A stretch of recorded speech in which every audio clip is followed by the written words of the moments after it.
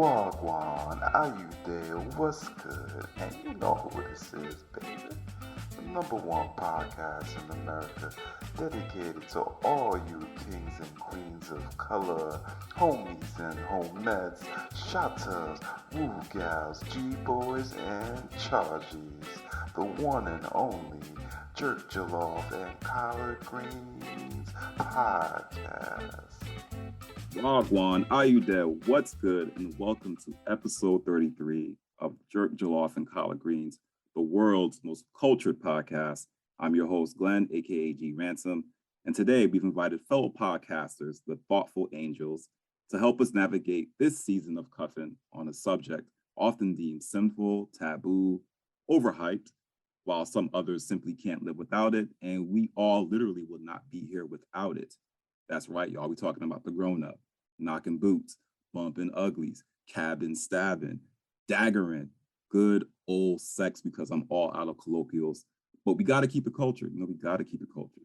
So today we'll be popping the cherry on this two-part discussion on points such as the elusive and mythical female orgasm, sexual pet peeves, debunking cultural taboos, putting some respect on our fetishes, and what to do when the love is good, but the sex is trash. We've also invited Nay, owner of Feelinz online thrift, to speak about her business on today's Rep Yours shout out, and she'll be joining us as a bonus guest on today's discussion. We're delivering all of this and more right now, right after we pay this tribute on JJC Podcast. Before we delve any further, if you aren't already a follower, perhaps tuning in for the first time, you'd like to learn more about the show, definitely check us out on Instagram at JerkJollofCollardPod, where you can stay up to date on our latest offerings, announcements, and join the JJC community. Now, if you know anything about this show, you know we are the diaspora's most well-seasoned podcast, and I attribute that honor to my brothers in bond, the JJC panel, starting with the originator, D Black. What's good, brother? Hey, what's good, everybody? How's it going? That was weak, bro. Come on, bring the energy, man. Man, the energy's there. That is my energy, bro. I'm shaking my boots off of this topic. I'm nervous. We'll get into it. You're safe, brother. You're in a safe place. Next up, we have Franchise. Francis, what's good, man? What's popping? What's good, y'all? All right, keeping it short and sweet. All right, I see we want to get into it. Next up, we got... Is this enough energy for you? You can tell a lot about people's sexual styles by how they speak, you know what I mean? So what does mine tell you? You're short and sweet, Smooth. Oh, wow. Damn. Shot fire, huh? Okay, I got you. It's all love. There's nothing wrong. Sometimes you ain't got time for the 30-minute marathon. Next up, we got Dre. What's going on, brother? Hello, ladies. How's everyone doing today? Oh. Wow, where'd that come from? Only because I heard those shots fired at Francis. I feel like I had to put some extra Barry White. I had to turn up the Barry White filters on the voice, Yeah, like you did not know Dre is the dad of the podcast. He keeps us in check because I tend to go a little loose sometimes, but he just showed us he's Casanova all the way. Emanating that light skin energy. I got it. Yeah. All right. always. Next up, we got Chunky, fellow co-host. What's going on, brother? Somebody rocking, knocking our boots. Yeah, man. What up? I missed 2 episodes, so I'm pretty upset about that. So I'm gonna make up for it and jam pack it in this next episode here. So all of you are welcome for my presence. Look at that. Oh wow. You definitely brought the energy. I like that, Chunk. Welcome back. Right now. And 200. It is all good. And we'll definitely get into our guests. But before we do that, we like to dedicate this episode's Rep Yours to Feelinz. And we've got Nay Smith, owner of Feelinz, on with us right now. Tell us a little bit about her business. Nay, can you unmute yourself, please? Hey. Again, I'm Nay, owner of Feelinz. Wear How You Feel. Started back in 2019. I was in a hotel room crying because I ain't had no money, to be honest with you. And I also love to thrift. It's a thing that kind of gets me like going. So why not do something I love and get paid for it. So yeah. Awesome. So can you tell us a little bit about yourself? What do you do? Where you're from? I am from Newark, New Jersey. I am an educator. I teach the little kids. I love you getting some love over here as well from the Thotful yeah. Angels. Oh yay! I love my job. I'm also again a thrifter. I like to travel. I like to eat. I'm such a fat chick at heart. I'm just me. A bit, just me trying to make it in this world. That's about it. I don't like talking about myself. That's all good. So how can we find your business online, and what kind of services do you provide? I provide hand-picked vintage clothing. So I pick the clothes myself. I go to stores and hand-pick them. I'm going to start providing accessories. You can find me on Instagram at it's a long one. Instagram tried to play me. So it's the where_how_the letter U_feel. That's my thing. You can also catch me on IG at nanecookie.com. Nanecookie, sorry. And that's about it. That's all I got right now. All right. And I also understand, I'm gonna keep rolling at you because I know you're missing a couple points here. But other than that, do you have any events coming up that we should be posted on, or you want to keep us abreast on? I do not have any events coming up this year. However, if you definitely follow me on Instagram, you will definitely see more news and announcements of me doing like pop-ups and any promos or specials on my website. That sounds good. Sounds like you're turning your passion into your profit, and we love to hear that. So definitely, if you want to do another sit down and get the full scope on Feelinz, how you got started from scouring the thrift stores of local community and making it in your own, definitely sounds like a good bet. Just let us know in the DMs, let us know online when this drops if you'd like to hear more. And without further ado, let us chop. So as you all know, this is cuffin season, and we already dropped the Feelinz to keep y'all warm, but we have some very special ladies right here on the whole, just in angst, waiting to drop their knowledge on this topic. None other than the thoughtful ladies themselves, the Thotful Angels of the Thotful Angels podcast. Probably an oxymoron, I gotta say, because when you hear thought and you hear angels, it's kind of like, wait, what's going on here? What's the word? But they're about to break it down to us and show us why they're really angels. I like to start off with Lady Niger Red. Hey y'all, Brick City is in the building. I did not know Nay was also from Newark. Hi, boo. What it do, baby? Oh Lord. Not a Jersey love up in here. I am loving. Okay, let me get back on topic. I was just like, oh, what? Okay. Mm-hmm. So yes, my name is _Naija Red. I'm of the Thotful Angels podcast. We've been potting now for about a year as well. We have a couple of episodes in the chamber and hope to release some new content either at the end of this year or the start of the year.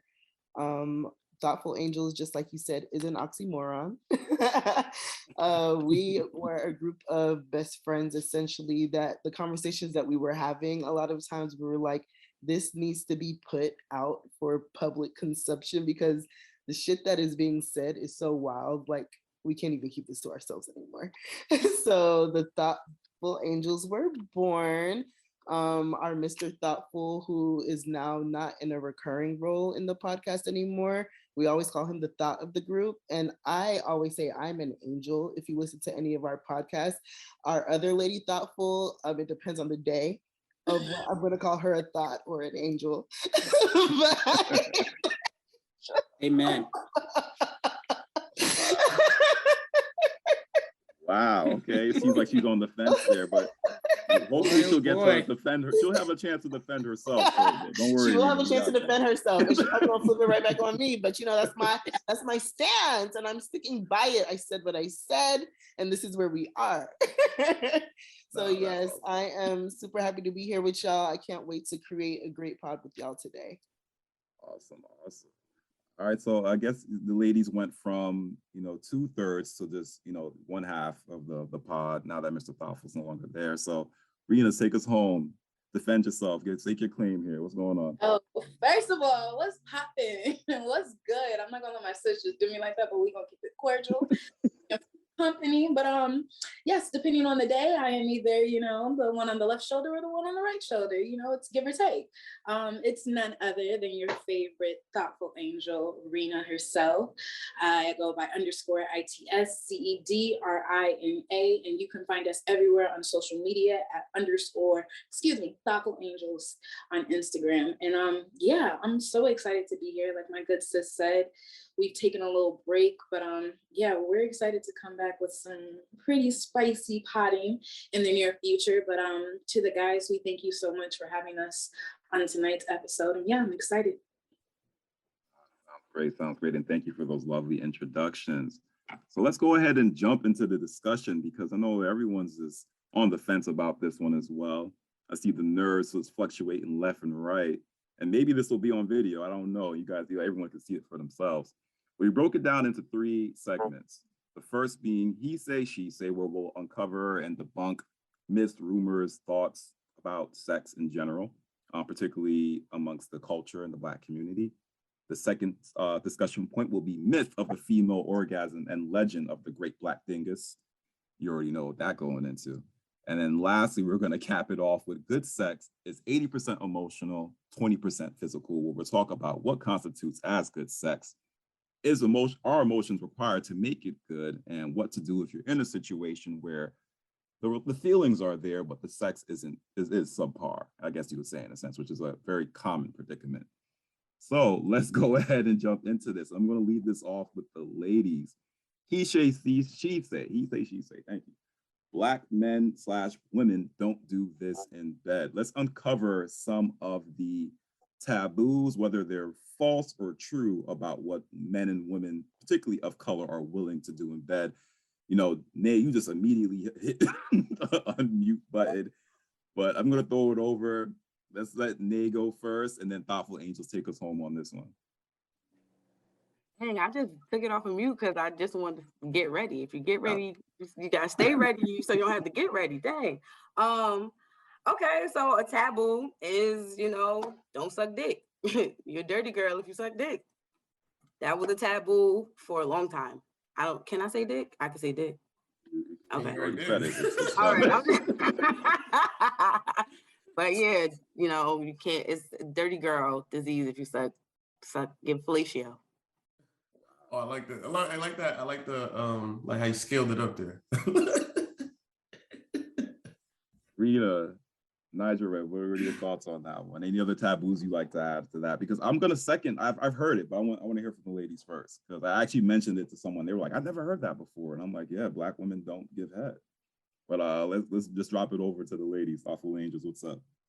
I think there's this taboo that men don't suck feet, and child, these toes get sucked on. So I don't know who said that. I don't know where that came from. Yeah, like, and I think because it's a rarity that it does happen, it's probably like, oh no, that's just a myth. But I mean, if you got crusties, then I mean, I understand why. But yeah, no, I think toe sucking in the bedroom is a real thing. I could be wrong, but I think it's a real thing. That's a fact, because I honestly, like, the whole foot fetish is a whole nother topic, but the feet fetish thing is something that I'm hearing a lot more now. But I mean, I've seen toe sucking since, I mean, we'll get into that. But I'm about to drop another. Trying to hold himself back. Yeah, like, being from the 90s, you saw a bunch of stuff, you know what I mean? Probably a lot less than what this generation's seeing now. But Nigel Red, what are your taboos? Self-sucking is definitely a thing. Dick sucking is definitely a thing. But my taboo, I'm gonna go straight. Well, your question is don't do it in bed. So they love to say that Black men, or you know what, let's go to Jamaican men directly, actually don't give fellatio, and they do, and it's bomb. So they don't want that said in public, but they do.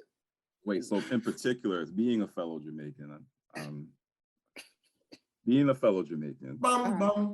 we're saying, are you saying that Jamaican men give the best head? Is that what was this not declared? I'm not going to necessarily say that because my boo now is not Jamaican, but Jamaican men give great head.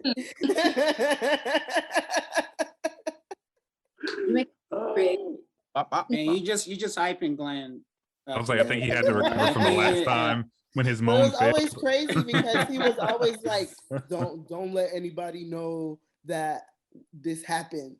And I'm like, who gives a fuck? First of all, why would I even tell anybody what we're doing? Like, that's weird. Second of all, like, why do you care? It's like, Jamaican man, we don't do this. We don't do this one. I'm like, okay, you got it. Yeah, but I think it goes right into the tabooness of it, if that's a word. It's just like, because growing up in high school is like, you know, you don't want to tell your boys you're going downtown on a girl. It's like, nobody talked about it. At least in high school, I mean, in my high school, like, it was like, when you say you do it, everybody look at you sideways, because it was like, man, because they hating, because they ain't strong enough to say it out loud. So it's just that's my point. But nobody was like talking about it, so it was like something you don't talk about. It was against the code. It was against the man code. But how do you get better at it? That is true. At least for us, like, I mean, I think we're all in the same age range. Like, I'm in my mid-30s. Francis, you know, I think you're the baby of the pod. Early 30s. I'm still in my 30s. Don't play me. All right. It's like, Mine's a baby on the show. Yeah. Sheesh. Yeah, it's like he has a point that it wasn't cool to talk about giving head until like maybe the late 2000s. You know what I mean? By that time we're all grown, but in high school, yeah, it wasn't a thing to say, yeah, I'm giving head, especially for Jamaican. It's like the expectation is that you don't do it. I mean, what group of people were you hanging out with? Because it was just like, cool, whatever, this is what I do. And it's just like, I don't know, they were supportive. It's just like, not to throw D-Black under the bus, as I told him immediately. I was like, hey man, look what I did, blah, blah, blah. He's like, okay, like, thanks, man. Yeah, but you also told me you like to run into walls head first. And I said, good job, buddy. I support you in whatever you do. Second way to mask it. Man was in my adulthood. In high school, I was a prude. Like, I wasn't really doing nothing in high school. So we were grown, and he was still like, don't let nobody know. I was like, Mr. Nigga, you need to relax. I mean, yeah. I would say also when I was in high school, I don't think we were talking about that. Maybe I was super prude. But yeah, I feel like people wasn't really talking about that. I think with guys, it was more just like a hit, or, you know, very, very quick, just like she gave me head or whatever, and just very light, not necessarily like, because I think that would be like, oh, what do you love her? Like, you know, that wasn't a cool thing to be talking about. You know, I think that was always kind of like, you should only do that to somebody you really care about, not just some random woman. I think is how it was always kind of portrayed to me. It was like, if someone was your girlfriend, then okay, it was okay for you to do that, but not just some random chick you just met there, partner. Right? Yeah. Don't be eating them box, bruh. Random box. Well, because honestly, like, even it seems like fellatio itself is something taboo in the Black community on both men and women. Like, women, it's actually believed that Black women just don't do it, period. Either they don't give good head or they don't give head at all. And if you want a good head, you have to find yourself a Becky in order to do that, or you need to experience that. And also another one was Black women don't do anal either. So it was just like, I feel like a lot of it, which can still be the case for a lot of women today, period. But that's like even another taboo that's out there, is that Black women don't do this. Like, if you want to experience this, you have to find yourself someone non-melanated. I'm sorry, go ahead. He started talking about anal, and I just... Right. For me, I think that's wrong. I think when it comes to anal, it's done improperly, which makes people scared of it. So therefore, they don't want to do it anymore. So I think if there's a conversation about what's supposed to be done, because it's a whole prepping concept. It's not like you just stick it in the butt and that's it. No. And that's the problem, that nobody, and then y'all want to be using spit. Like, you need lube like that. It hurt. Like, let's be real. And then my thought process, if you don't want it in your butt because you know the stigma, what makes you think I want it in mine? So if you could do it in yours, I could do them, you know, let's fair trade. So it's a stigma behind that part. I'm just sorry. Man. So I was gonna say, you throwing pegging into the mix too? I was like, so you're down to peg? Boy. Like, you both got the same hole. If you want to penetrate mine, I gotta penetrate yours. Yo, this feel like sex ed, like high school sex ed all over again. They talked about doing it in the butt in high school sex ed? No, they did not. Not in my He said sex ed. And I was like, wait, what class was this? I'm just saying, just the general topic, because I don't know if you guys did the whole banana with the condom thing in y'all sex ed class. Like taught guys how to put condoms on. No, it was just you. Yeah, we did. Yeah, we did that. We had to watch a woman actually giving birth, which scarred me. They didn't blur out anything, so we saw a woman give live birth. I want to say I was in like 6th grade or something, and Sixth grade.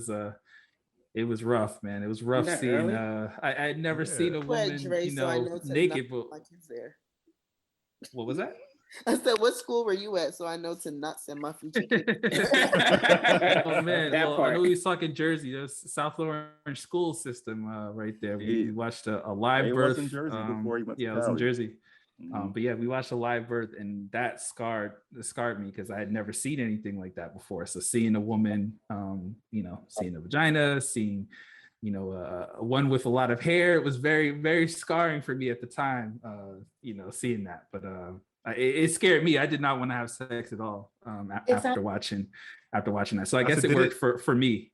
Did it prep you for the future? Like I'm trying to see like the bonus for this. I think it did its job. I think it scared me to not wanting to have sex. I didn't have sex until much later in my high school career. It scared me. So sex ed was scared straight, basically.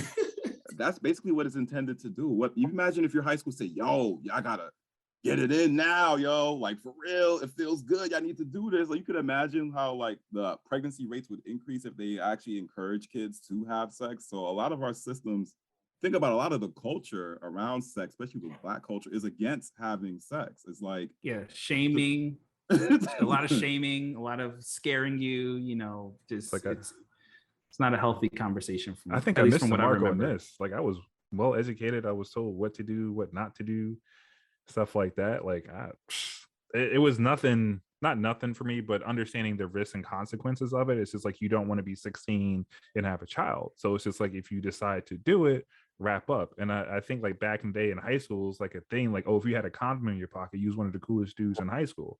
But it was just like, it's like it's a smart idea to be that young, have hormones going. It's like it was always in my wallet for any situation. I don't know what's going to happen, when it's going to happen, but I was always prepared to do it. So which is the worst place to store a condom. You should not be storing condoms in your wallet. Hey, I'm not gonna lie. That was a bad thing that they told us. I'm telling you. No, I'm just telling you now. No. It was such a bad idea. I just knew that I had it on condoms in a wallet that's warm, that's in your pocket. It never fell out. Like I don't know. Yeah, it's still better to have it. It's better to have it than not to have it. If anybody's listening to this podcast with a condom in their wallet, take it out right now. Thanks straight to Padre. Just educate these people. That's why unless you want to have children. Come on. So if you're an adult, keep it in your car in the center console with the glove box. Yeah. Somewhere when in a you cool, need it, dry place. What? Check the expiration date. Keep it in your breast. Like, hold on, I'll be right back. Run to my car. What? Irresponsible, right? So since the fellows are warmed up, let's talk about some of the Black male taboos then.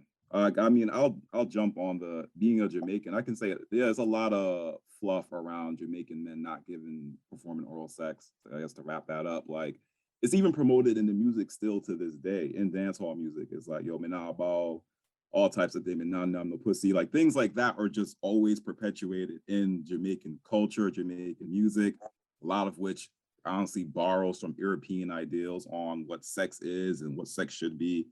But that's always been considered like you're demasculating yourself if you go down on a woman. It's kind of like you're surrendering yourself. But I mean, I'll say personally, my beard did not get this long from oils alone. So next up. Man. Okay, Glenn. Let's head it to the fellas. Like, what are some of the taboos you want to debunk or you think are still true to this day as far as men of color in the bedroom?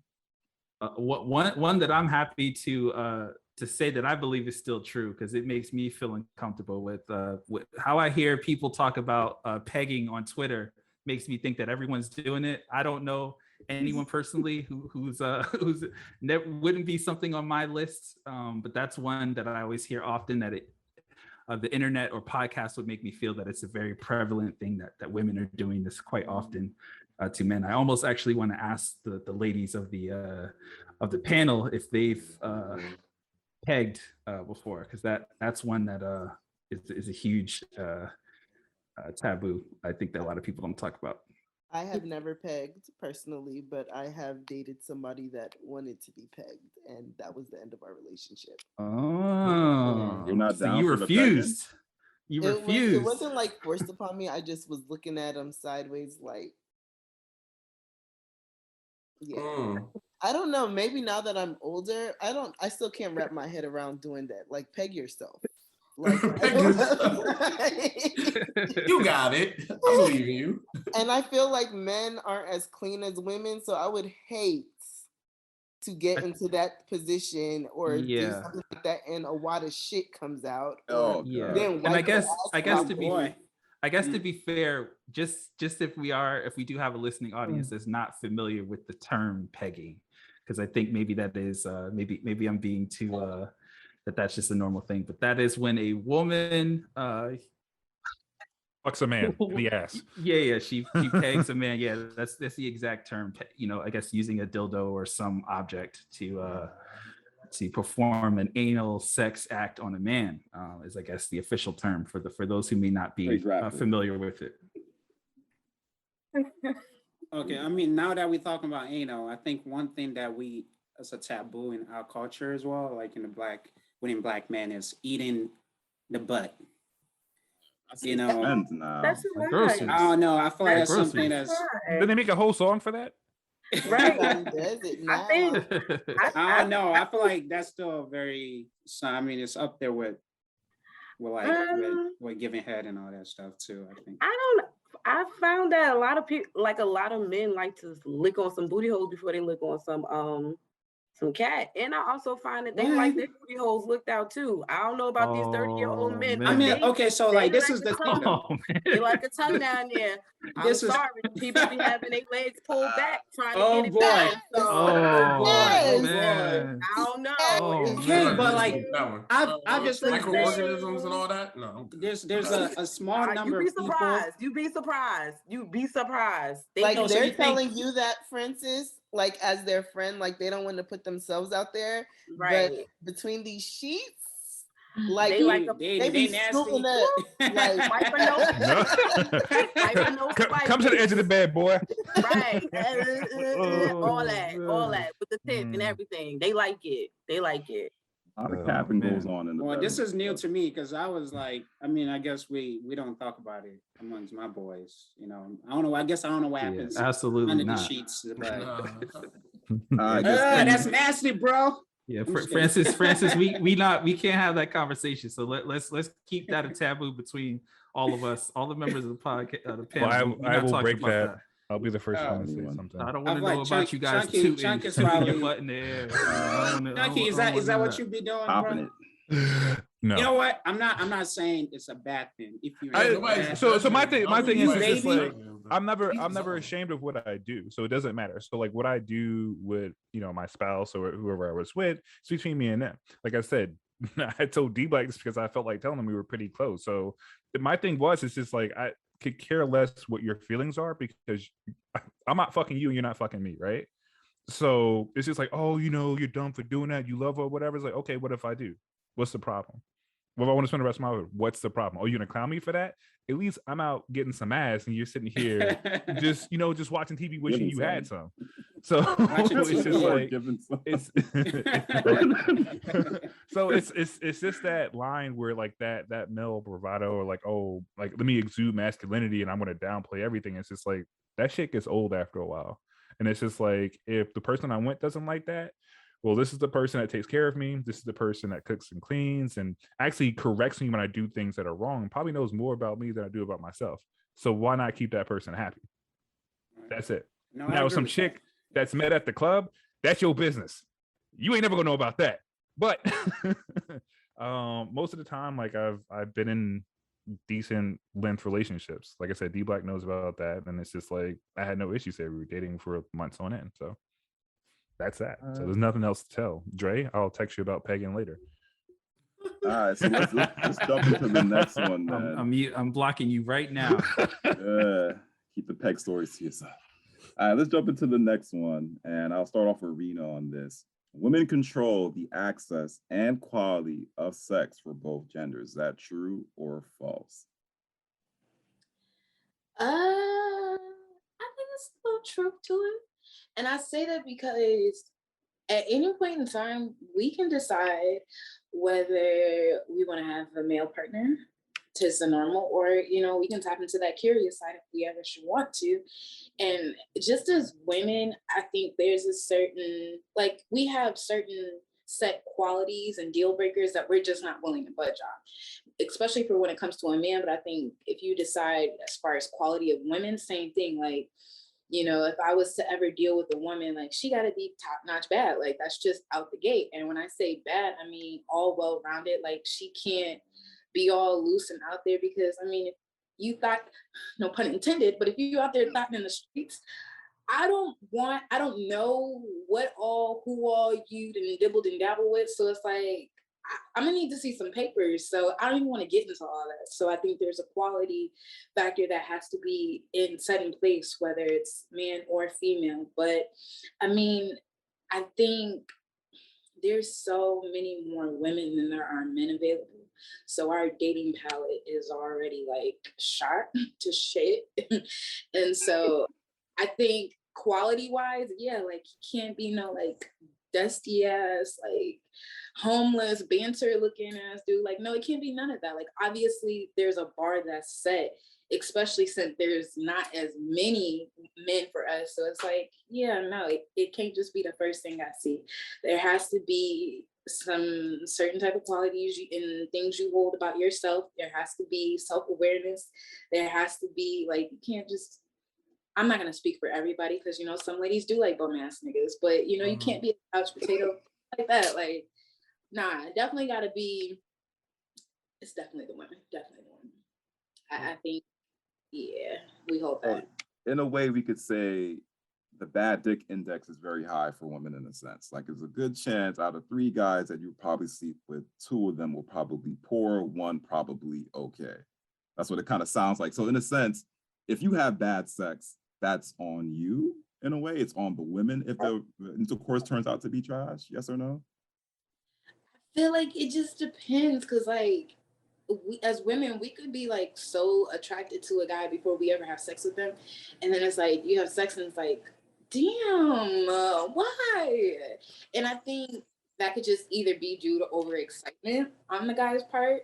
I think it's a weird feeling, like when a female is not as attracted to the guy as she once thought she was, and you're dry down there and it's like, damn, I can't even get it wet for you. Like, I think those are like key tell things, but all that just depends on, I guess, in the moment. Like, you don't really know. You can't like pre-score sex and be like, it's gonna be bomb. So like, you don't really know until you get in the actual moment. But I don't know, I guess.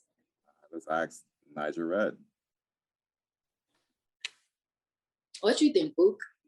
I believe there's a bit of truth and falseness to it as well. Like, the access, I definitely believe we as women can control that. Because, if we're not gonna fuck you, we're not gonna fuck you. Like, it just kind of, it's what it is. And whether you find play from another woman or not, once I've already told you no, that's not my issue, and I really don't give a shit. So it just kind of moves for that. As far as the quality of the sex, that is, to me, 50-50. Like, men can have an impact on that. Like, men that love to gas up themselves and then they get to the show and can't put on a show. Or they acted like they was Django Unchained with the dick, and then the dick comes out and it's literally the size of my pinky. Like, we have all types of situations. Damn, bruh. So I mean, does that really exist? I thought that was just like a myth. Like, no way.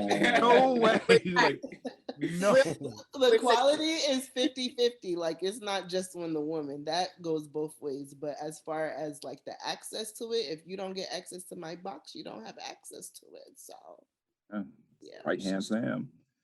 All right. Let's one drop question over. I have on the quality part is because I think it's very interesting, because we've mentioned so many different preferences already. And I think in general, we're not taught to how to.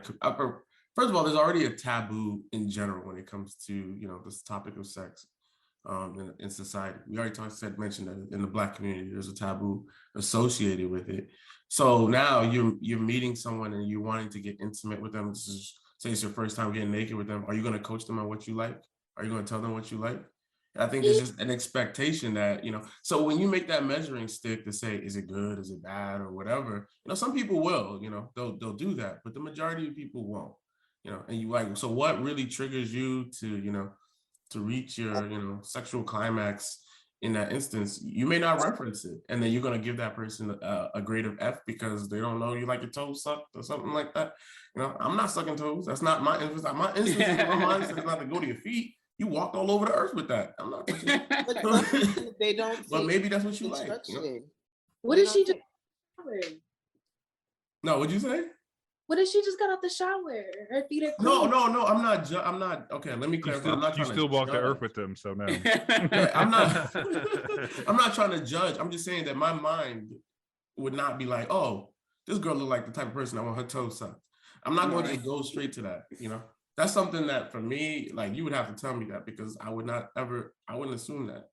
Well, from what I understand, the guys who like that do it because they get pleasure out of it. They don't do it for the woman, I guess is my understanding. I'm not a toe sucker, no shame to those who do, but yeah, Deep, like I said, I guess I would probably err on your side of it unless my wife really wanted me to do that, then I guess I would be a toe sucker. Because then that's when you're doing it based on your previous experiences, on all your other encounters, and what they've told you that they like, and then or the second part, you're doing it on what you like, right? Mm-hmm. So how are you gonna know this new individual that you're having relations with is going to want their toe sucked? Speaking to the sense of first time experiences, maybe, but I mean, isn't sex a part of the discussions you have before you end up sleeping with the person in a sense? Like, don't at some point in the courting scheme, you talk about, oh, okay, what are you into? Because I kind of want to know if I'm into someone that, probably's going to ask me to, pee on her. I kind of want to know that in advance in a way. You know what I mean? So I know, oh, okay, this ain't for me. The golden shower stuff ain't for me. So it's kind of like, at some point, don't you kind of talk about sex before you have the sex? You know what I mean? Glenn, but I got a quick question. So none of y'all have a form to fill out when you're dating someone? Like, hey, name, date of birth, sexual preferences, what do you like to eat? Positions, all of that. What is like sexual preferences? What do you like to eat? Yo, but real talk, maybe people like fucking and eating. Like, once again, it's a preference thing. So you never poured chocolate on someone and ate it off of them? No, I have not. That's unsanitary. Wait, that's so unsanitary. What are you talking about? Outside. We is in the middle of a parallelogram. No, I'm not licking shit off. But what if they take a shower? Yeah, what if it's your partner? It's not a random person. That's what Yo, I'll lick anything off my wife, man. What you talking about? Only bring it on, baby. Just saying. No, I do. I have couple points. Situations. Let's hear from Nate. They're from Nate. Go ahead, Nate. Because I'm hearing a lot of I'm doing that with my wife, so nobody had sex before they got married. I'm just asking because it sounds like it was real basic and generic before you got married. I'm just saying. I was a virgin. I was a virgin before I met my wife. I'm joking. Congratulations. That was official streets, man. I ain't gonna lie. That's the official line. Is I've never been with another woman before. The unofficial, official unofficial line for me. But I mean, this is what I have to say. I think, to your point, Glenn, I think, when you meet a girl at the bar, at the club, you don't really talk about that because it's you just probably just have a few drinks. You're like, yo, I want to go back. And she says yes. And the first thing, you're just trying to get it in. And as far as the quality grade part, I feel like you can't really judge someone off the first, maybe the first encounter. You got to it's like going to church. You can't really judge church your first time attending the church. Yes, you can. You have to go. You have to go back 2 or 3 times. Are you making an analogy between having sex? Hey, God forgive me, but God forgive me. My point is, it's like you gotta try like 2-3 times, then you decide like, I completely disagree. If you ask the ladies a question real quick, if the D is trash on that first night, are you willing to try it again a second night? Are you willing to give it another go, just give him the benefit of the doubt? If it's trash, maybe he had some poor dieting. I don't know. Maybe he's not doing his cardio. Like, what's no more at this point in my No, life. from When I past was younger, experience, yes, no. but not anymore. No. Hey, Keep it soft serve. what'd you say, Nay? They could keep their soft serve. I don't want it after the first night. Facts. I do this thing like where I do a drop-in test, and the drop-in test is usually like in the preliminary, like your social security number, what's your preferences, what's your date of birth, what's your mom's, okay, all that. If in the drop-in test, it's not giving what it needs to give, we won't even make it to that first time. But I think now being in our 30s, women have so many options. We're not willing to keep batting on somebody with terrible sex. Like at this point in the game, if you don't know what to do, baby, So I think that's funny because that's ultimately comes off for me as like an oxymoron. Because the reason why I say that is because like we look at some people and we all say we don't want someone who's out here, doing it with every single person. But then how else can they gain experience to know what the majority of people like or what somebody may like if they don't gain experience? So it has to be, I think the important part for me is that you gotta be willing to coach somebody to tell them what you like. That's all. I agree with the coaching, but I think conversation is very important in intimacy, which intimacy we could talk about differently too, because intimacy is more than sex in a lot of things. I agree. However, like a lot of guys, like I had started talking about earlier, do not even respond to it. They be so deep in their own shit in their heads, like, yeah, like, I got this. Right. It's like, then you like, okay, like you're trying to tell them like what to do and they're not listening. Like, it's a dub. I think. Go ahead. No, I'll wait. I was gonna piggyback off of Najared's point. Like, if sex is bad the first time, like, let's say a guy is hitting the box like it's a tambourine player in the church, like, and you're like, no, stop, like, don't do that, or you're hitting it too hard, like, you gotta be soft with it. And it's like the woman is trying to coach him through and he's still not getting it. Or I think sometimes even the issue of coming too soon is like a deal breaker, or not coming at all, like things like that. Like certain things that are kind of out of your control and are a little bit uncoachable, I think are just those kind of like circumstantial, like what ifs. If it's somebody that you're really into, I think that's the only time I could ever see somebody like sticking around and try to make it work, quote unquote. But if it's like, nah, you're in no way, shape or form coachable, like how do you stick around with that? Like, I can't coach you, so what is it? You get what I'm saying? That's a good point. Yeah. So for you, D Black, so I agree with both Niger Red, and I'm gonna mess your name up. Rena. Okay, cool. I'm just reading the entire thing. So my thing is that you're saying like, oh, well, how do you know what to do? Like, there are videos, there are people that you can talk to. Like, if you have a good relationship with someone, it's like, hey, like, I'm thinking about having sex, and it's just the right way to do it. And if you fail, you fail. It's just life. But then again, it's just like, you gotta put your ego to the side. If you really want to do this the right way, just listen. Like, what's the worst thing that can happen? You're still gonna bust a nut, and then when both of you orgasm, it's a lot better than just getting your nut and walking out the door.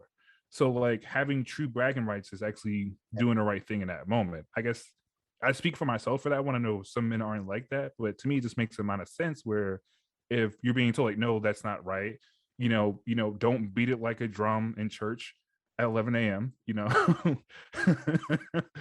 or it's just like, hey, like, just slow down.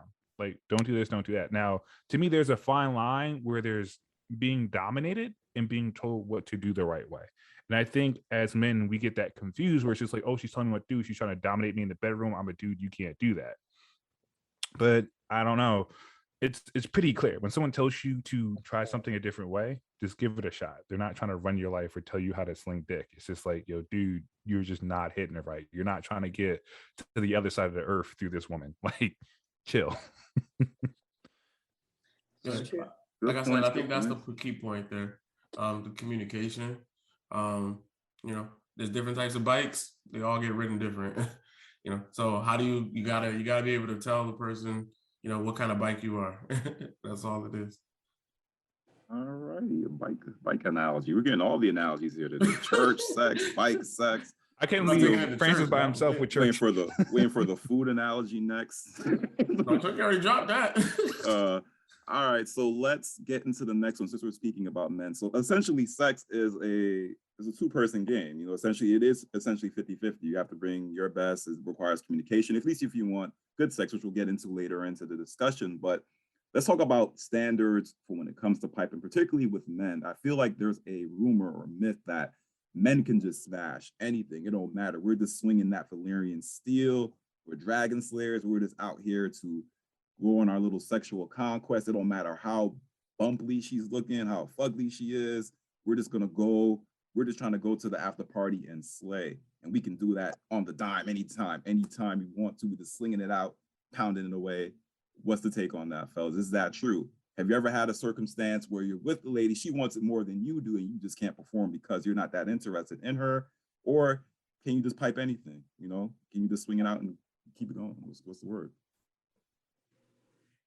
Man, I mean, this is how I feel about keeping your standard. I think men keep those standards until maybe like the last 30 minutes of when the bar closed. Then some of those standards kind of go out the door.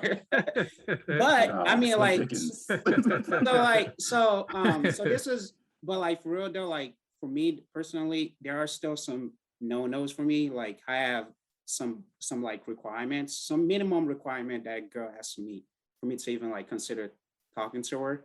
But there are some things I'll let go. Like, maybe she's not like super fine, but she's okay. And I'm not ashamed to like walk down the street with her. Like, I mean, it sounds very shallow, but I mean, it's true though, but it is the reality of it. And sometimes you look up with a girl that you just kind of keep it on the low and you don't talk to your boys about it, because it's one of those deeds that happen in your private personal apartments, and it just kind of stays there. But yeah, so I think men do pipe. I think we do that, but I think there are some like limitations to it. I'll just keep mine straight to the point. I got standards, so I mean, and I feel like we have there is some kind of perception that men just do whatever, but at least I can speak for myself. I'm not gonna touch anything. So I have very strict standards, very strict expectations, and that's just me. So I'm not just gonna touch anything. I don't know. For me, intimacy is a big part of sex, and my attraction to you. Having a connection with you. You call it cheese or whatever, or cap, but that's really just how I am. I've always been that way. So I need to be able to connect with you more than just on a physical level. Because the truth of the matter, there's box everywhere. And there's girls who are willing to pass it around. So You said there's a box everywhere and girls are willing to pass it around. Not girls willing to pass it around. Let me clarify. Jesus. Keep with your statement. No, because he's trying to misconstrue my statement. I'm saying that there's girls willing to smash. Just as much as there are guys that are whores, or as we call it, there are women that also like openly just want to just have sex too. So I feel like if you're ultimately looking for somebody just to smash, you could find that person. Yeah, I think it goes both ways. Me, it's like if you decide to hit everything on the street and you have a community box, that's on you. If you have a community dick, that's on you. When it comes down to selection, there is a standard that every man hits everything. I kind of disagree with Francis in the sense that at 30 minutes to the club closes, I'm going to go home with whoever. It's just like there is a friendship check where I look at my friend and say, hey, this is a good decision. It's like, nah, and it's a no. But I mean, I don't know. So you can't just hit everything, because that kind of shows you who you are at the end of the day, and everyone makes a mistake in life. But you take home whatever you take home, whether you're proud of it or not. If it's just to bust a nut or get an orgasm, that's on you. But why are you concerned about how people are judging you on what you do? Now, if the dude is coming by your house every night, knocking down that door because you gave him some, well, you kind of have to deal with that. But when it comes down to just a standard, I think majority of good men actually have a standard and stick to it. And then they're made fun of because of that. They're told that they're a certain type of man because of that. But 9 times out of 10, that's the man that every woman wants. So let's just be real. I think every woman wants a man that can say, hey, I don't like this, and that about you. I think that's a little bit more attractive and a little bit more respectable. Well, What kind of standards makes you good or bad? that sounds all good, bro. But like, there's a stage in life. There's a phase where you are looking for a relationship, looking for a girl, and there's a stage where you're just trying to pipe and you're just trying to like see what's popping, see what's good. And you just kind of like it's like your perspective, I think it's more of a mature perspective, and not everyone gets to that point right off the bat. You have to actually mature and grow to that. Like while you're growing, you do go through that phase. I personally think that you go through that phase where, yeah, you are like, once you're boys, if you say like, I'm going out tonight and I'm just trying to hit, but like you still can maintain some of that requirement that you have. But like I said, sometimes, maybe there's a girl you normally won't talk to, but if she's around and she's like, I know it sound very like, but it is the reality that happens out there. So, somebody got to say it. So I just want to go back to our 20s, just me and you, just hang out and just go have some fun. We will have a lot of fun. I would say, I guess, just being quick, I guess me being super dad of the group, I actually never just casually had sex personally. I always kind of wanted to build some type of connection with the person before. I think I also, maybe this is just going back to health class. I always just assume like anytime you have sex with someone, even if you're protected, there's always that potential that the person could get pregnant. So I think I was always going into it with the mindset of like, okay, if I sleep with this woman, there is a potential that they could get pregnant, right? This is someone who I'm going to want to spend, the next 18 years, maybe the rest of my life with, right? Them being a part of my, so I think I was always kind of looking at it in like a very methodical way, just being really, Francis, I wish that I had that wild time in my 20s, but that just really wasn't my, I was always being very thoughtful about who I was intimate with, just thinking about kids, thinking about STD, just thinking about all that stuff. Maybe my brain is just too, maybe I was just worrying too much about it, not really letting things go to, not really, I guess, just going with the flow. But I was always very thoughtful or intentional about kind of who I decided to have sex with. Well, I guess I'll unpack on my end on this one, and I'll say, first and foremost, as a guy, there's a lot of things you have to unpack. You're kind of force-fed these ideals on what sex is and what your role is when it comes to sex. Like the idea of sex is that the man's supposed to get pleasure. If you come, lady, congratulations, but I'm prioritizing my pleasure. And it's like a lot of men have to unpack that first, especially when they get into their relationships and they say, okay, I want to genuinely make this woman happy. But a lot of men go into sex for a lot of different reasons. And it's very hard to say that. It's kind of sound like we're like the no get pussy club, because it's just like, I know a lot of us have had relations before we got married. You know what I mean? So, and a lot of us are probably taking those experiences into our marriages or into our committed relationships. So it's like, to me, it's in the vernacular, right? The idea of a wingman, right? The idea of take one for the team, right? The idea that you have to be the guy that, that goes in and sleeps with the ugly girl so your guy can get some with the pretty girl. You know what I mean? So there's a lot of stuff that men in particular have to unpack when it comes to the subject. I'm not going to say that that's all guys. Like, yeah, there are some guys that are willing to wait. And there are some guys that want to be like, you know what, when I get married, I want to be ready. So I got to have sex with as many people as possible so I can have all this experience. And then we're over here watching porno, trying to get experience. And that's a lot of guys' real first sex ed is porn. They're thinking, oh, if I watch this porn, how many guys have watched? J. Cole said it. How many guys have watched porn before they had sex to learn how to stroke right? Like, come on, you can't say that wasn't the case. So whether your first sexual experience was with a person or with your right hand, Samantha. You know what I mean? It's kind of like, you know, there's a lot that goes into it. We can't say as men that we aren't always thinking about it as well, because it is important to us. If we find out that our stroke game is trash, yo, that could be the deal breaker for the relationship right then and there as well, too. So I feel like men particularly just have a lot to unpack, but it is true. You know, I've been in a situation where the woman wanted the sex more than me. And I was like, yo, I can't even perform right now because I'm just not into you. And there is a level of intimacy and emotional connection from my experiences that I experienced that, yeah, that is needed. But sometimes if the lady was just pretty enough, that was enough for me to be like, oh, she's down, she wants to do it. I'm not going to say no because we're not in a relationship. It's just, I'm aware that, okay, there may be a risk involved, but she's attractive. She's appeals to me. I'm a creature that sees things on a visual level. If she has all the right parts, you know, the titties, the butt, and all that other stuff, you know, if she said, yo, let's go, I'm gonna be like, okay, you know. So I mean, again, it's nothing wrong with that either. But of course, if you're out there, be safe, practice safe sex, because there are some things that condom won't prevent. You know what I mean? And so it's just like, you just gotta be conscious and aware. But it is true, not all men can just pipe anything. And but those yams though. Exactly. Yeah, I mean, Glenn, you unpacked that in a nicer way than I did. But that's really the information I was trying to kind of like put out there as well. I think we have to just be real, and I understand we are married and in this position now. So I know there's a level of respect that we have to like just, you know, give our wives, but you know, we have to keep it real though. Gotta keep it real.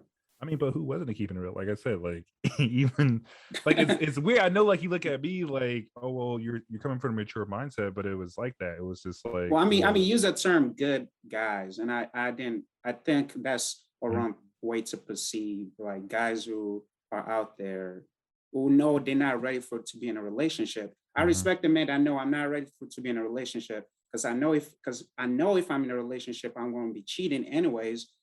I'd rather have that person stay single and be piping whoever they want, because I actually respect that more than someone who forced himself in a relationship and still cheat. So like, what's the point, right? Yeah, dude, honestly, yeah. All right, so ladies, what's your take on that? Is it true? And if any comments from the ladies on this, is it true that men can just really, now that you've heard it, because, you know, some things have been proven, not proven, but I guess what's your take if you have any comments on that? I think it just depends on maturity of the man. It sounds like the majority of you are now married, so it's like like someone just said it, there's a different type of respect that you hold for yourself, but also for your partner. But I think even just men in a younger mental mind frame, I think the acts of just being sexually fluid and having your choices and having your options open. And, you know, we unfortunately live in the social media age where everything is glamorized by who's the baddest and, you know, IG model this and that. So I think there's a lot of different perceptions and false flags that are kind of being projected out there that are kind of distracting a lot of our men and, you know, kind of just taking their attention elsewhere. But I mean, ultimately, once again, maturity factor. If, you know, someone has the respect for himself to be able to be like, okay, now I'm gonna, you know, refrain from doing such and such, you know, that's a strong man. Like if you could be next to the baddest woman in the middle of a club and it's 2:00 in the morning, club closing, and you like, I'm not gonna do it. I'm sure that takes a mentally like strong and mature man to not just act off of impulse. So I think it's more mental than anything in being able to control your impulses. But I'm not a man, so I can't say for sure. But to all y'all points, it just sounds like it's a maturity factor that weighs in heavily on them. I just have a question. So a man is immature if he decides to have relations with a woman that he finds attractive? Is that what is being said? Because you said it's maturity level. I could be mature and still have sex with someone responsibly and not be in a relationship. Like I don't have to have sex with you to then say, okay, let's be in a relationship now. Like it could be, okay, it's consensual in the sense it's mature in the fact that we had a consensual interaction, but just because I didn't go in a relationship, maybe she's not the one. You know, maybe she said something during sex. I was like, oh, you know what? I'm not interested in a relationship with this one. Maybe this was just a one night stand. So does that take away from a man's maturity? No, in your but opinion?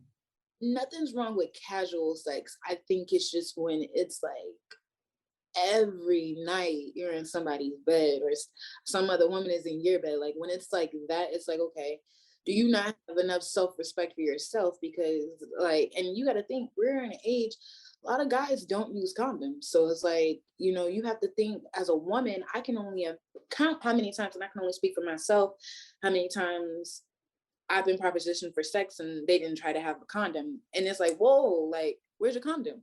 And it's like, oh, well, I'm like, you're clearly immature because regardless of whether you quote unquote don't have anything or I haven't had sex in 2 months, like, bro, no, where's your self-respect for yourself? So that tells me as a woman, there's slightly some maturity issues that we're dealing with here because you don't even have the mental capacity to like even want to protect yourself. So, you know, casual sex is cool, but it's just like when it's excessive like that, that's when it's like, okay, you just can't go without, like, you don't have no games on your phone, you don't have nothing better else to do. Like, you know. Thank you. Eyes are red. I a lot of times always thought that men would dick everything down, but the older I got and the more mature men I dealt with, I don't think so. I feel like if you men are in a mood to do that, then it would be something like that, or there are men at that level that they really don't give a shit. But I feel like for the average man, they not just out there fucking any and everything. So. Nay, any last comments on this before we move to the next point?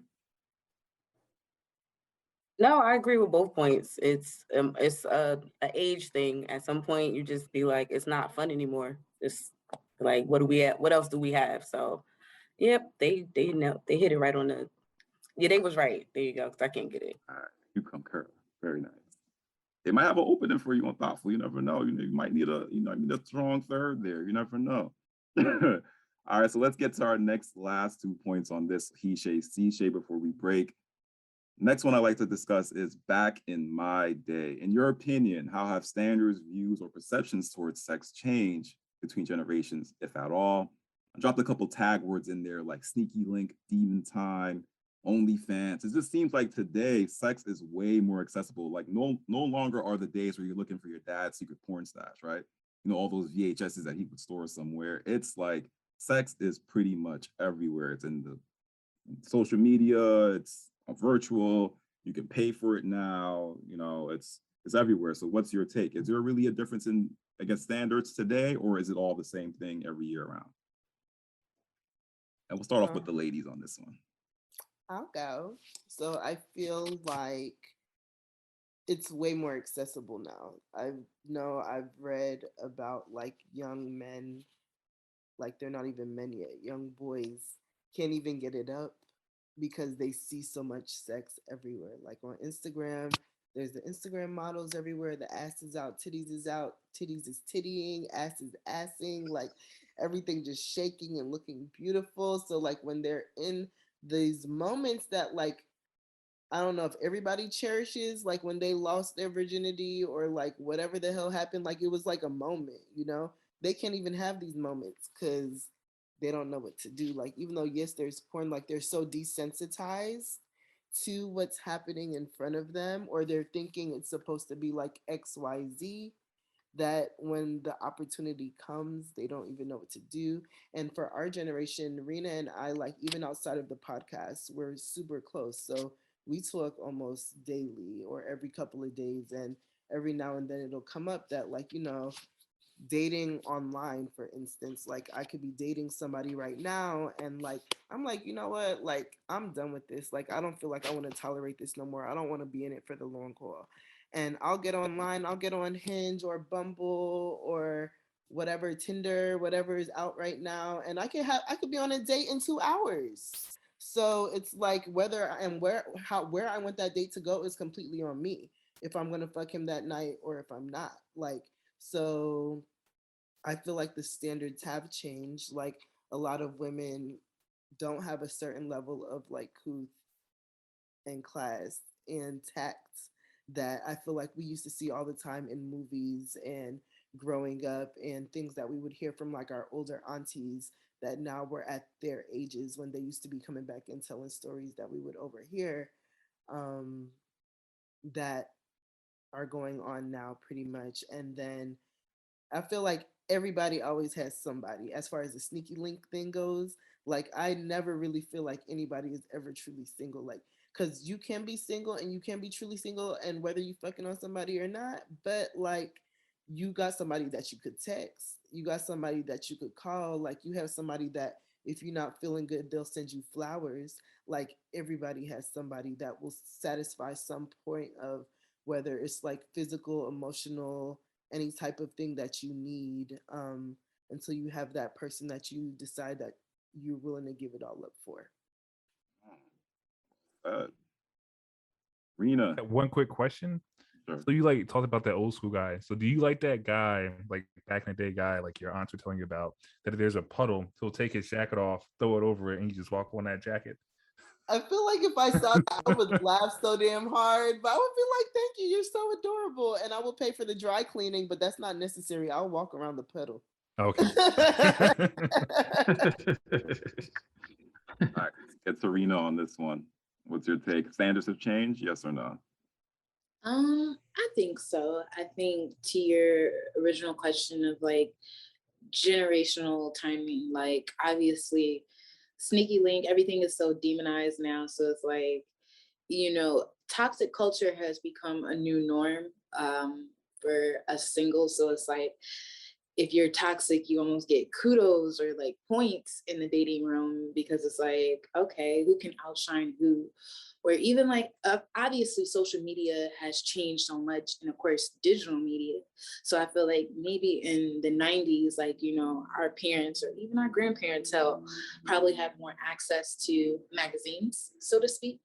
Dirty magazines, Playboy, whatever you name it, versus now, like, I'm not a frequent on Twitter, but you know, every once in a while I'll scroll my feed and I'm really shocked at Twitter after dark. Like, whoa, you know, Twitter shows everything. So it's like, okay, I didn't know this. All right, they're going. But I think too, like, even with OnlyFans, you know, just the thought of being able to reap profit off of your sexual acts. I mean, everything is constantly changing as, you know, generations come and as time advances. And I just think standard wise, like, the bar is high. So it's like people's sex drives, it's at an all-time high because everything is just so sexualized. Like, you know, like Naja was saying earlier, like, you could get on Instagram. I've been guilty of it. Like, you know, I've probably posted a post or two that titties have been tittying, but it's just like, I don't need trap. and it's not a thirst trap. Like, okay. Following the trend. That's how I excuse that. I am who I am. You know, you came to my page looking for a reason. That's not my problem. But you know, it's like the bar is so high. Like, you know, at the end of the day, everybody has a choice. Like, I'm not trying to hear shit for nothing. Everybody has a choice. If you came here, you wanted to tussle, like you wanted to get dirty. So it's like, okay, don't go looking for, you know, play stupid games, win stupid prizes. Like, it's kind of like that type of thing. But I mean, everybody, at the end of the day, you have a choice as to whether you're gonna fuck somebody or fuck with somebody, so to speak. So it's like, if you're there, it's because you want to be there. So I mean, at the end of the day, no matter the medium, no matter the exposure, no matter, you know, everything is either so digitalized or it's in person. So I mean, whether you're Skype sexting your loved one or whether it's in person, like, you know, different strokes, different folks. But yeah, I don't know. I think I'm gonna just stay Virgin Mary forever, because this dating realm, it's a little ghetto. So I mean, you know, the digital, the in-person, it's not for everybody. But once again, everybody got a choice. Right. Nay, any last comments from the ladies on this one? I don't know if I say that the standards have changed. I think sex now is more acceptable because you see it everywhere. You see heterosexual sex, you see same sex in cartoons now. Like, I think it's more acceptable now, and it's giving people confidence to come out and be who they are. Because if you think about it, we 90s babies. We had real sex. We had taxi confections. We had the little strip club thing on there. So we had exposure to sex, whether it was magazines, whether it was the little staticky picture on the late night HBO, and you could see a nipple every now and then. Like there was, right? And I don't like. And to be honest with you, like if you had an older sibling or aunt,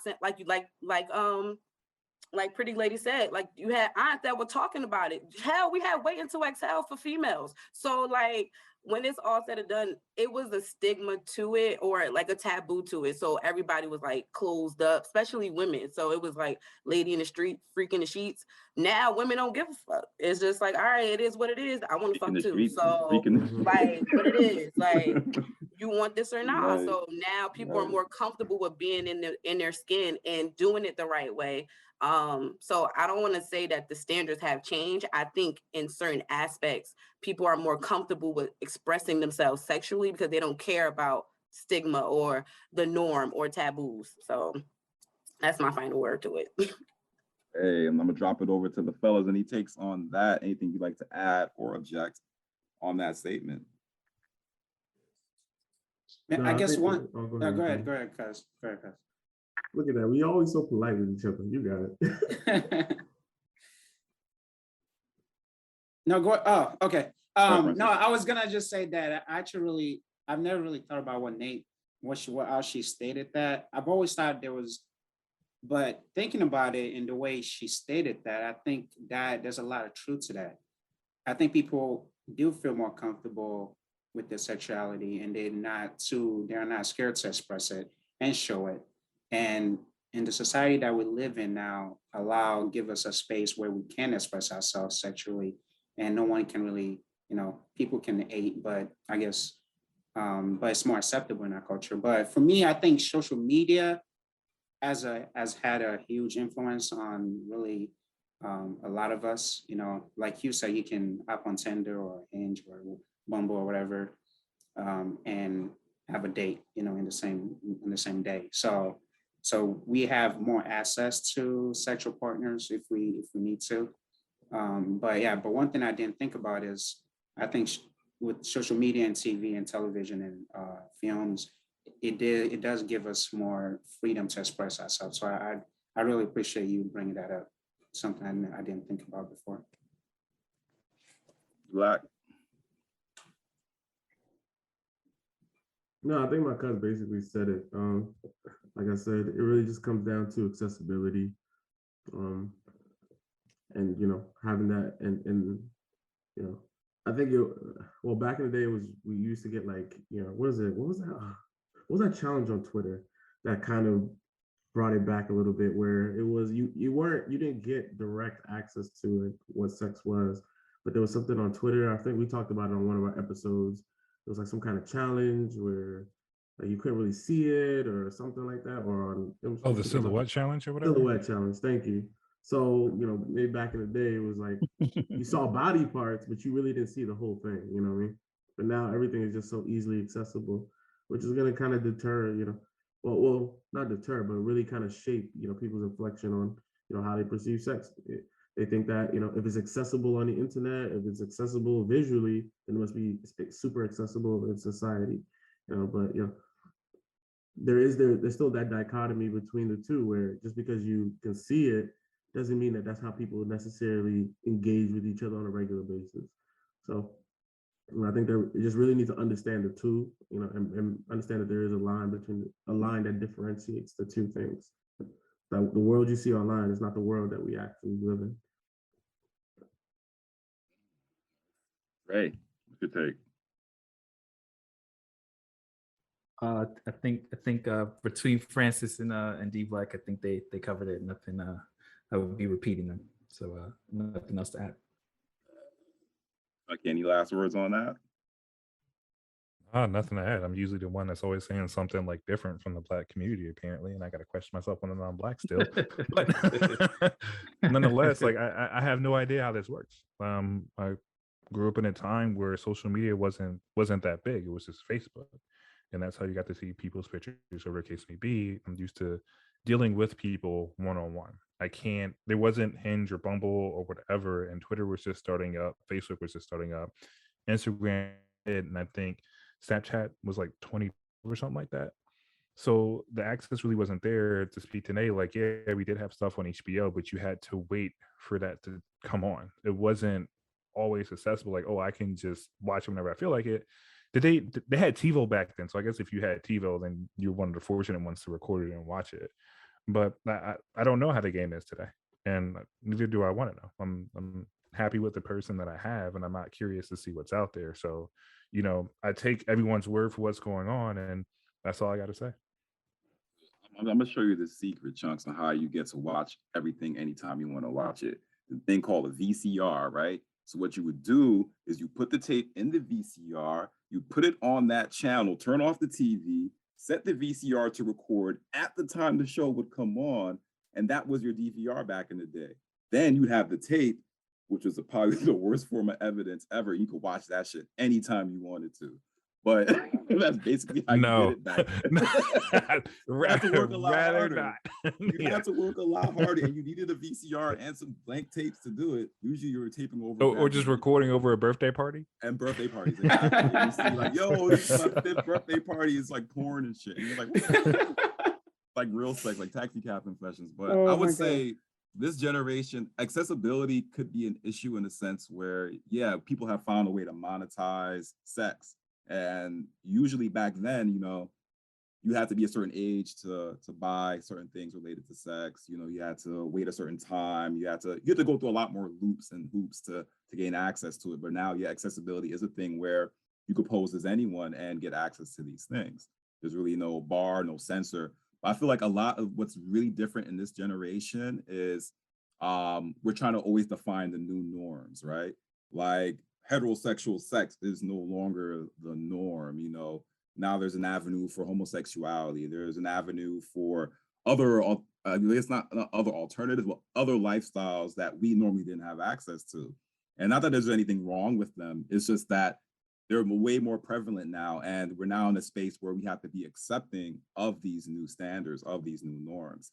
Like back then, people probably had to go, to a certain particular state to have intimacy with someone that they, wasn't be considered the norm or would be considered taboo. So now it's just like, all right, you have to be accepting of all these things, or be in a space where it's like, okay, don't ask, don't tell, mind my business, and everybody gets to do what they want to do. And I feel like that particular type of culture is more prevalent today, where it's like, let me do what I want to do, you do what you want to do, you don't ask any questions. So I would say that's probably the only major change. Accessibility tools will always be there. There will always be a new Insta something. There will always be a new VCR, you know what I mean? But I think the great point that was made today was about choice. Essentially, it's about what you end up doing with these tools, essentially. All right, so now that we're on that, let's get to this last point before we wrap it up. So I think the new VCR is the cloud, right? The cloud, the metaverse, the cloud. You got DVR still out there on demand. You know what I mean? True. You don't even need to record. You can just go to OnlyFans and you can have a ball. Somebody can, heck, you're in an era now where somebody can mail you used panties if you want. You can go online. Used panties is your thing. You can get yourself some soiled drawers and they'll mail it to your house and you can slip away. Glenn wouldn't know about this. There's some enterprising women out there making money. Shout out to the women making money doing that, man. Get on you. Yeah.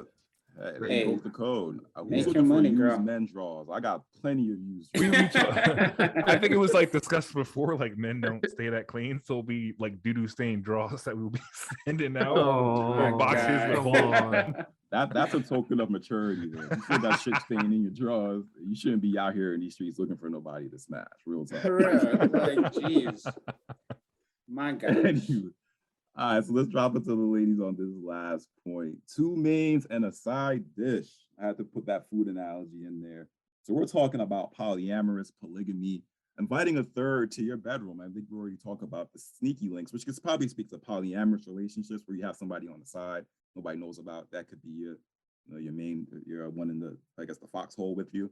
But inviting a third, hot mess or hot fun for everyone. What's your take? And we'll start off with Rena on this one again. I see you smirking. I see the look on your face. Let's go.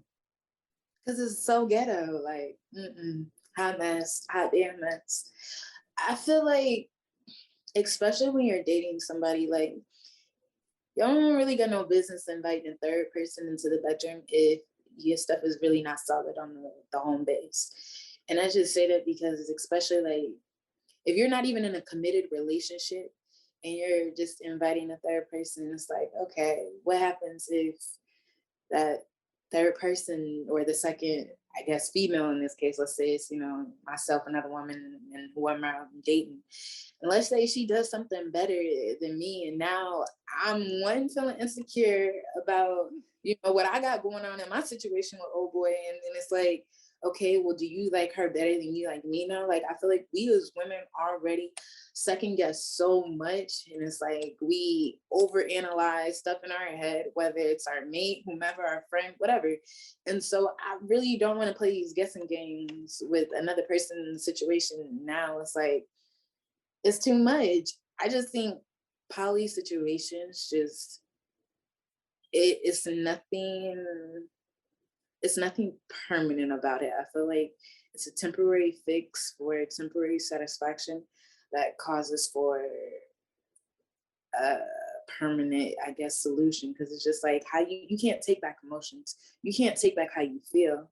Yeah, those round for rounds may feel good in the moment, doing whatever you do with whomever partners, but it's just like, once you start feeling some type of way, it's a wrap. Because then it's like, why are you being weird to me? Why are you being weird to me? Like, it's stuff you can't really take back once it hits home. So me personally, and I'm a little possessive with mine. So it's like, nah, like, if we're out, like, granted, people are people. Like, you can look, just don't touch. But like a third person, nah, I'm gonna be like, why you touching him like that? Why you gripping him like that? Like, I'm the person to ask all the questions. So yeah, no, it's a no for me.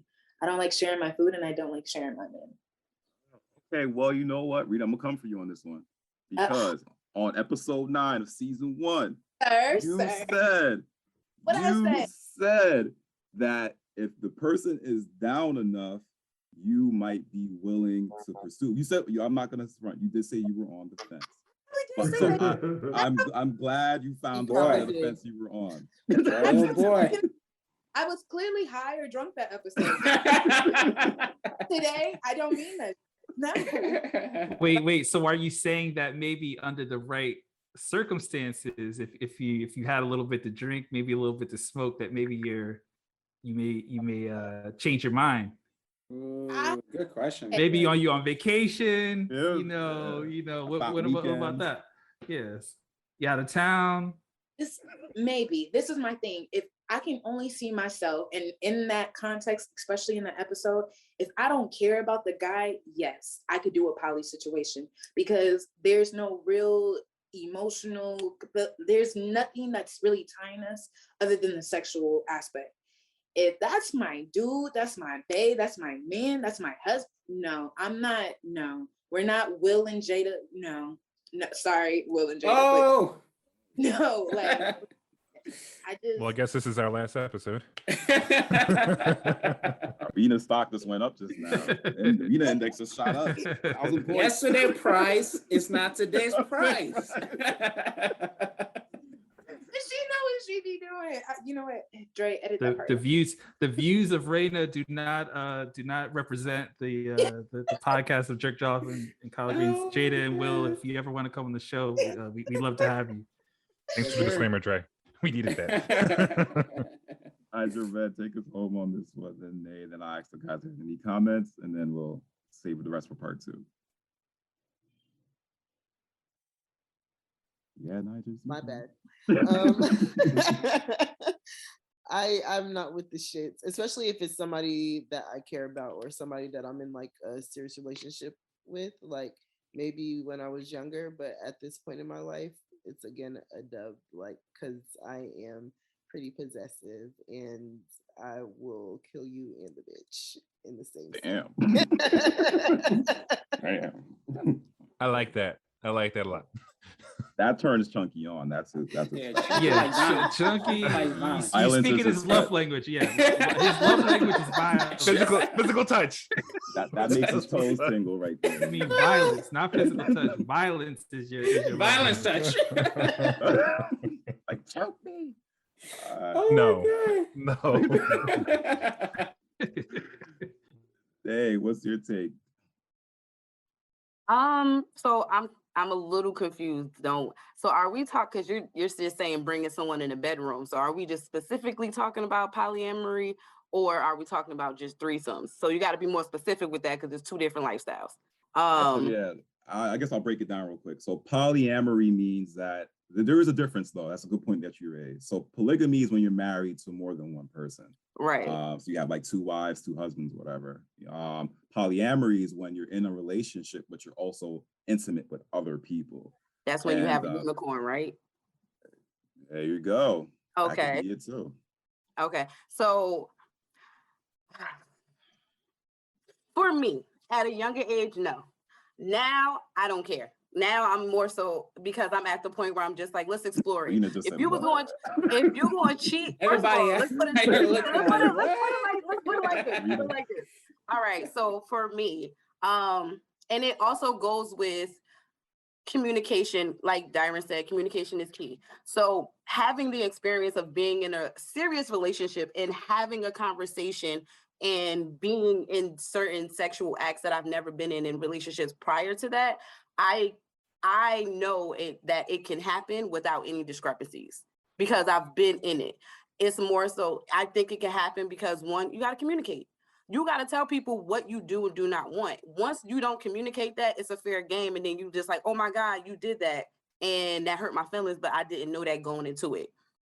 So that's one. And then you also got to check your emotions at the door. If you know that's something that you can't do, don't try to do it to please the person. So me, I think that it can go both ways. You can have it happen if you take the proper steps, y'all do the proper communication, y'all do what makes you comfortable. But I also think there's that factor of, I don't want to share. I'm not comfortable with that. As if we're in a serious thing, you should only want me and me alone. Nobody else should tickle your fancy. So I think it's a 50-50 thing. So yeah, me, I'ma do it. That's not interesting. Like I said in mine, I feel like I'm reversed. Like I feel like when I was younger, I would have been like kind of on the tip that you're on now. But like now I realize, like when I'm like into a person and I'm like into that person, like I don't have the bandwidth for it. Like I might think I do, but like something is gonna piss me off, and it's just not gonna be a good look for anybody. So right. I'd rather avoid that whole scenario all in all. Nay, I like how you said, if it's not for you, don't try to do it to please. Exactly.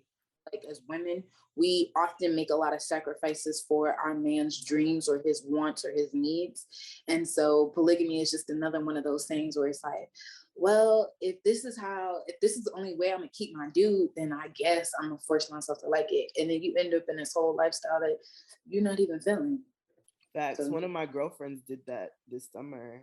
I have a couple girlfriends that I wish I could like interject for certain parts of this podcast right now to like say certain things, but like from their experiences, like what Rena just said, like I had a girlfriend, she's been with this guy literally for 8 years, and she kind of always knew that he was still messing with his BM. Like she kind of always knew that they had something going on, but he kept it very surface with her. Anyway, this summer they ended up having a menage a trois. They all ended up fucking on each other, and they tried to become like a happy home together. And it's funny, I'm a Cancer, even though I'm not a typical Cancer. I stand by that. I'm not. Me and her have the same exact birthday. She's just 10 years older than me.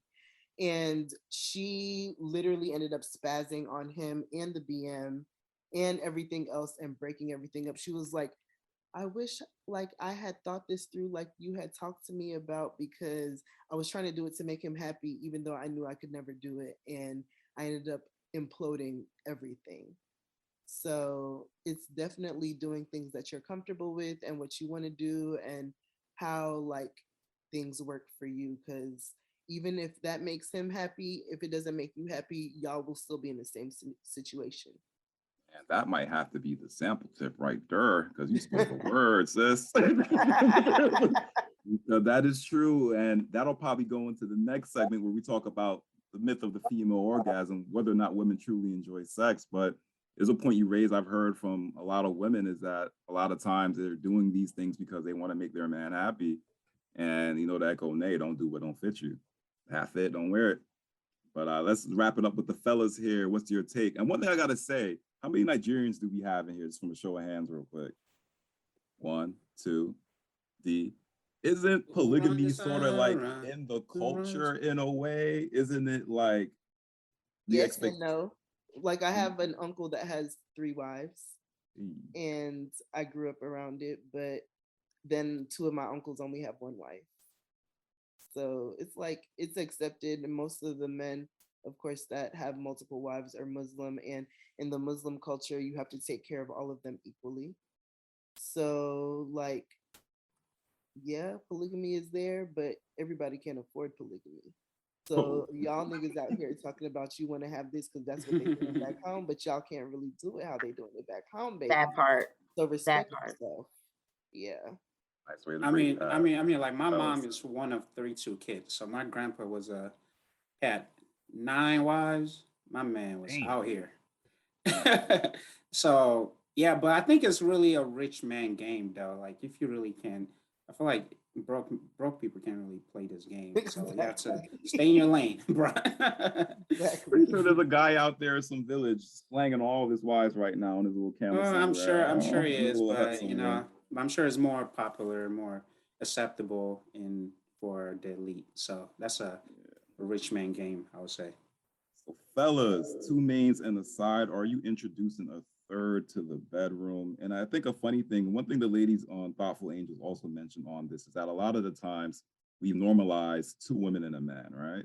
It's never like 2 men and his wife or one of the men's wives. Because let's be real, no guy wants to see his wife getting dick down better than by some other guy than he is. You know what I mean? It's kind of like, well, what's there's a whole category for that. I was gonna say, Born would tell you otherwise. Born would tell you otherwise. There's a whole category dedicated to that. The term called cuckold. That if for those interested, there's a lot of that. Watching my wife get piped down by this black man. You know, all these weird categories. But to keep it light, I mean, again, maybe this would be a super boring answer. I couldn't see myself.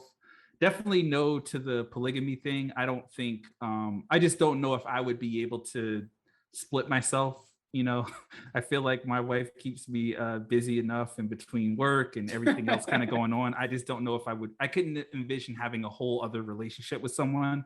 Like, and really for me to be able to have like a real relationship with someone, right? Like texting them and calling them and going on date. Like I couldn't imagine like actually having to have a whole other relationship with someone. I just don't think I would be physically able to let's not even think about the sexual piece of it. Just the emotional, I think, piece of having a connection with someone. So I couldn't wrap my head around it. I don't think my wife would be okay with that either.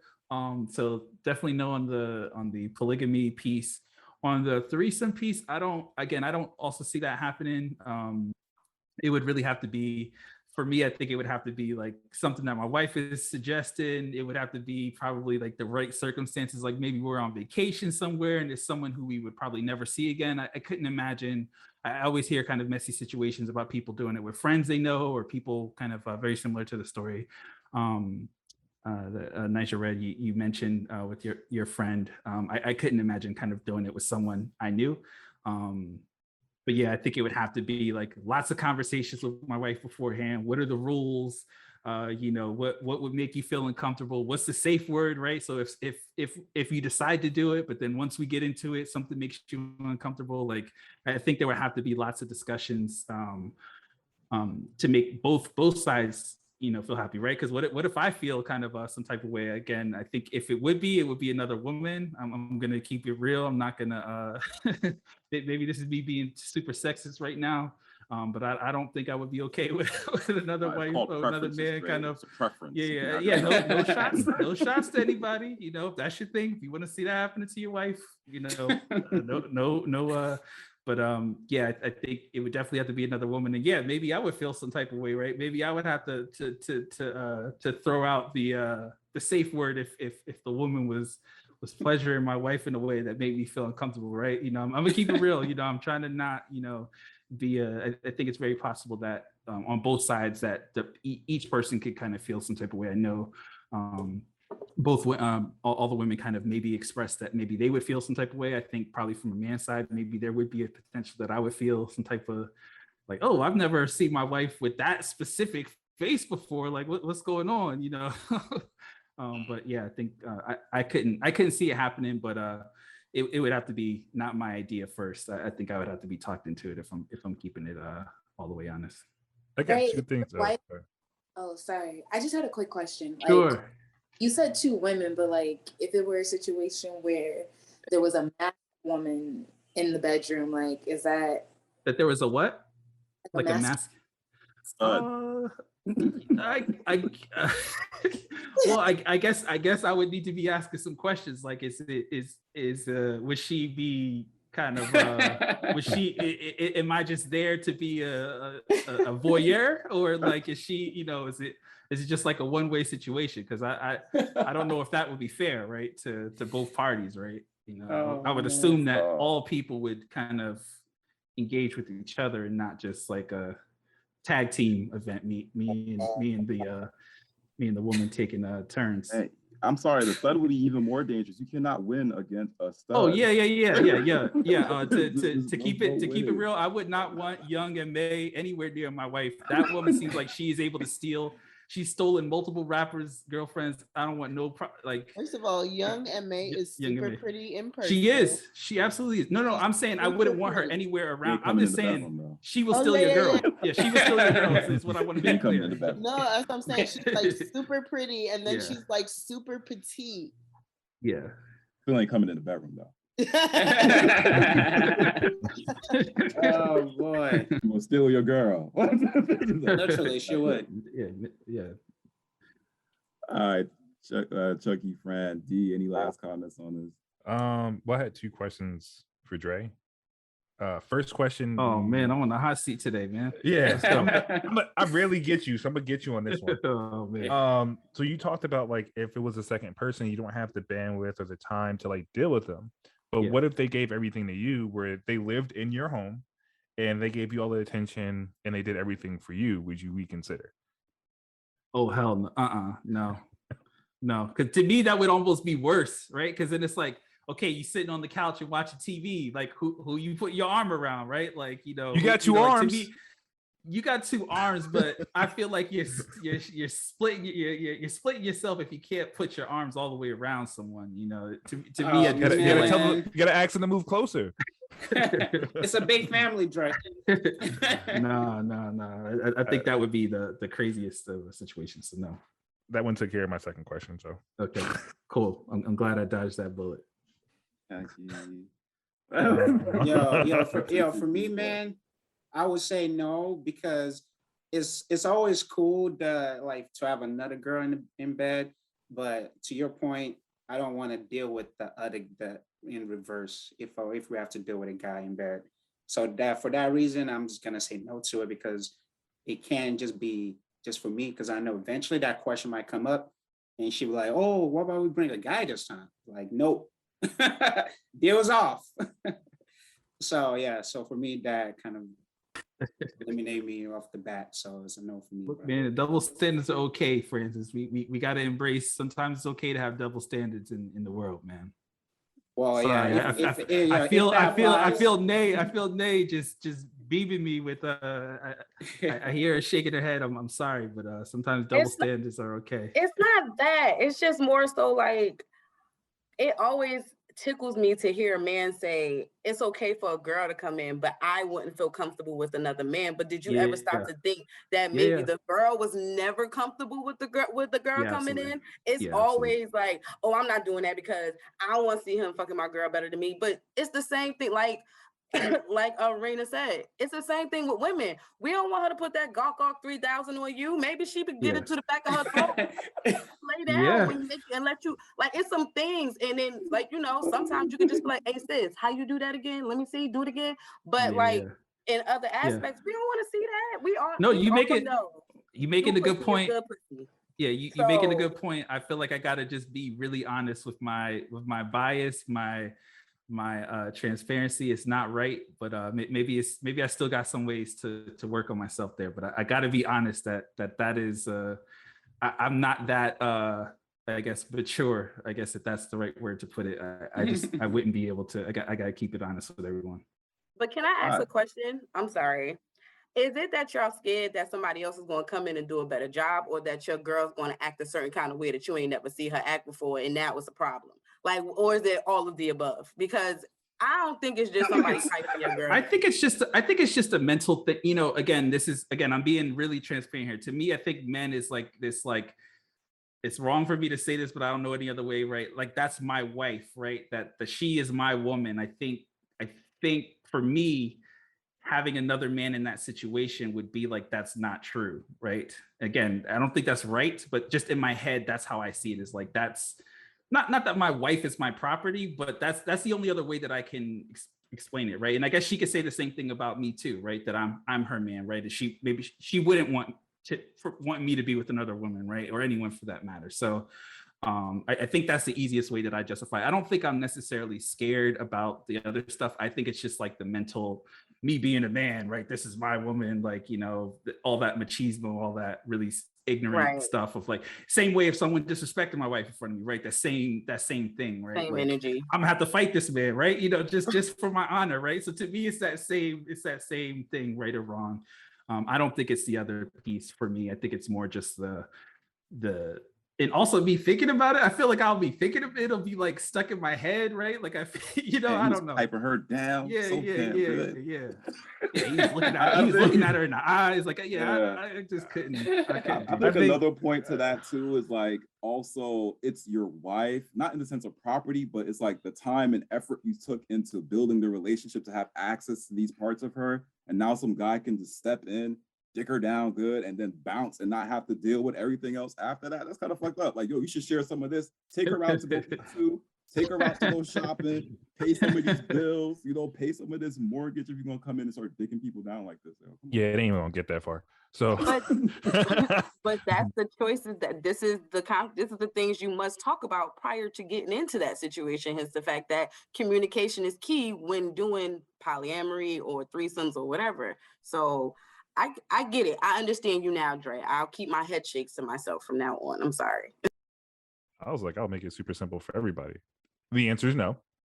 And if I had to entertain it, it's just like, all right, if it's another dude, you damn sure she ain't gonna never see him again, because I'm definitely gonna liberate his soul. So if there's someone that needs to be taken out, that's how that's gonna roll. Yeah, real talk, like, no at all. I don't feel any jealousy or anything. It's just that's just who I decide to marry, who I decide to be with. If she approaches me and says like, hey, I want another dude, so like, I'm all about making my wife happy. So if that's a thought or whatever case may be, and this is in like a non-existent realm on a non-existent planet, sure, whatever. But in reality, the answer is no, because I think it was said before, if you're not entertaining your significant other well, of course you bring someone into the bedroom with you. But if you are, there wouldn't even be that thought, because you're doing everything you're supposed to do, and there's no reason to have anyone else in there. Exploration or not, when you're young, cool. As a grown-ass adult, I got too many bills to pay. I got too much shit to do. Like, that's one less thing I really want to have to think or worry about, or even bring that conversation into play. Like, if you're not happy with me, once again, I think everyone said it, communication is key. Let's talk about this first. Let's not bring someone in and think this is the magical pill that will fix it. Talk about it, hash it out, move forward. And once again, if you want to liberate a soul, go ahead and have a threesome. All right, cool. Well, on that note, I'm going to extend this question to the ladies. You're not going to get a chance to answer, though. I'm going to give you that heads up. Have you ever had an orgasm? And that we're going to save for part 2. But as you know, for more content or to learn more about the podcast, feel free to check us out at Jollof Collar Pod on Instagram. Podcast episodes drop every Wednesday. Stay tuned for the outro coming right up after this to learn additional ways to reach us and send us your feedback. Be sure to like, share, follow, and or subscribe. Like what you're hearing, feel free to leave us a review on your preferred streaming platform of choice. Another shout out to our guests today, Thoughtful Angels, Niger Red, and Rena. Bop bop to you, ladies. And also a shout out to Nay with Feelinz for joining us as a bonus guest on this discussion. Hope to see you all again next week. Stay blessed, stay cultured. Peace. Peace. Peace. Peace.